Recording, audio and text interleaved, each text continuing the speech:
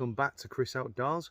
Today I'm going to be showing you a vintage French F1 backpack, so stay tuned. The F1 pack was issued to French soldiers for field exercises and short trips. It's a perfect size for day trips, and the rugged construction makes it useful for battling through rough weather conditions. Made from a water-resistant rubberised canvas material to keep the contents dry and protected. The 20-litre size is split up into 3 compartments covered by a top flap. On the back is a pocket and a lightly padded shoulder straps underneath. The pack features straps for holding a poncho or your tarp. This here is the French F1 backpack day sack.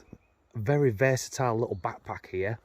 It's like a rubberised material, some sort of a canvas or cotton canvas or something like that, but it's rubberised, a lot like the Swedish M90, but a little bit thinner, so a lot less weight. On top, we do have 4 tie down points for your bedroll, additional gear. Underneath,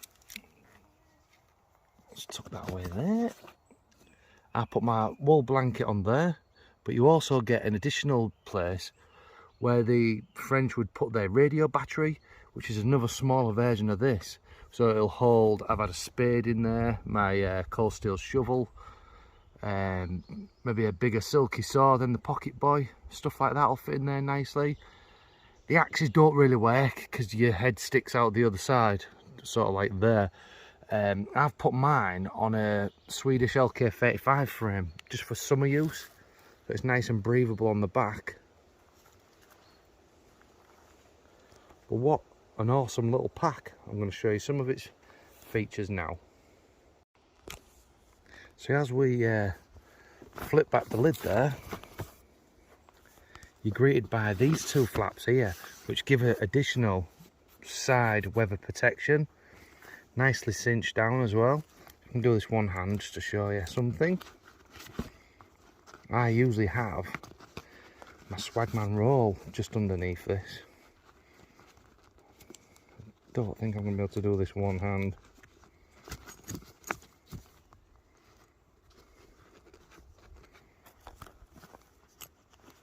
Yes, we can. Just want to show you this. So, if you imagine your roll, the side of your roll just sits here, and the same with this side, and the lid, there's still enough room for that to flop over. I'll give you a for instance.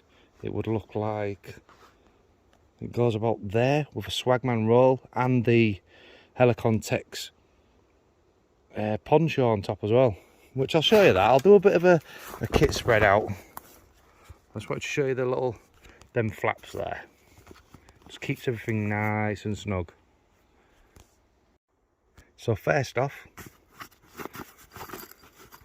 I have my windproof layer. That's windproof top and windproof gloves. And then this little section is like for ground dwelling. We have a sit pad and a tarp. I'm just going to put those out. So I've removed my ground tarp, my ground sheet and my sit pad. Then we just have a bushcraft knife. Can't remember what it is now. And just a silky Pocket Boy. Then that's that compartment empty. Now this is where it starts getting a bit trick. So you've all seen me use my snug pack cases. Now the big 4-litre one fits in the second pocket back, which is just crammed with gear. Just doing a nice layout here for you. Then we have the Swagman roll. So that is, if you look there, got the Swagman roll with the Helicon Tex poncho tarp. So it's a very versatile piece of gear there. We've got a sleeping bag, we've got under blanket, we've got a quilt, we have a tarp, fully waterproof, ground sheet, the lot. Even the straps for collecting wood. And what does that leave us?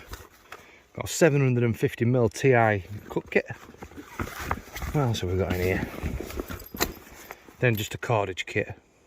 Quick deploy ridge line, 4 guy lines, 1 bungee cord and some micro cord. And that's about it. What else do you really need? I'll do a little layout, I'll bring you back. So we'll just have a quick run down there. I've got my Wildo, sort of my eating utensils really. We've got everything in there. We've got cutting board, spices, spork, chopping board, 2 or 3 bowls, 2 cups in a lovely lightweight compact kit. You literally don't need anything else. 750mm Ti pot with all your brew gear in, BCB cooker, pair of leather gloves. We have my X-Attack tool roll with stuff like Swiss Army knife, sharpening, stuff for repairing, sail needles, stuff like that. We have a pack of wipes, we don't need to explain them. Got some freeze-dried food. Got minced beef hot pot, might have that today. Little chicken soup, pepperami, a little trail mix, swagman roll and Helicon poncho, knife and saw. So yeah, just a quick summing up the French F1 backpack. Now the difference between the F1 and the F2, on there, some dust or something, a bit of talc maybe. The F1 doesn't have side pockets, which I don't think they're needed, and the F2 does have side pockets. With this rig, it is so narrow, you don't catch on anything. And it is a radio pack, so we had to have a little radio there.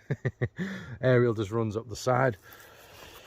Best thing is, I couldn't even put this against any other pack really, because you don't really get rubberised packs. That cost me £8 from a car boot sale. £8. And I mean, I was out with a couple of lads last night. They tried out my rig. I mean, I've put my own belt off a camera bag, LK35 frame with the LK35 straps, and that bag, and they said they've never felt out comfier.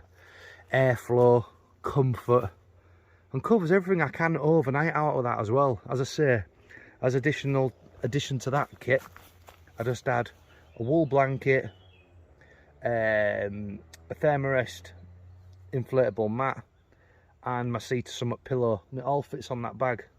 And the only thing externally mounted would be the wool blanket underneath, and you can even, I've even put my axe inside the wool blanket, wrap that up, and it still fits. It's just a lovely little bag. I hope it gets you thinking next time you see a little bag or an old bit of military gear. But yeah, that's the French F1. I think they call it the F1 Alpine pack maybe, but I might be wrong. It's just the French F1 day bag to me. I'll catch you later. Don't forget to like, subscribe, hit me up with some comments if you need to see anything else. Oh, sorry, just before I do go, there's even an additional pocket at the back. I've chopped up a cheap chopping board to add rigidity. But yeah, another big like Mac pocket type thing. Catch you later guys, and thank you, appreciate your time.